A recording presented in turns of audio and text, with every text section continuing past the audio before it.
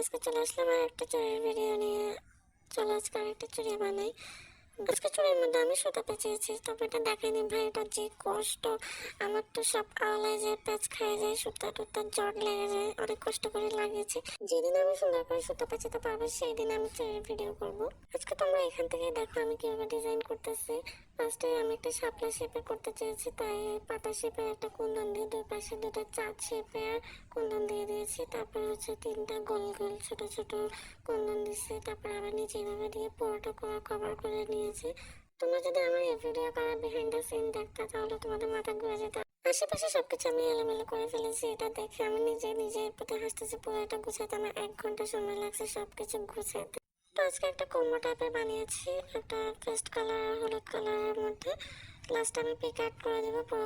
তো আজকে চুলের ডিজাইনটা তোমাদের কাছে কেমন লেগেছে তোমরা কমেন্টে জানিও। সো আল্লাহ হাফেজ সবাইকে।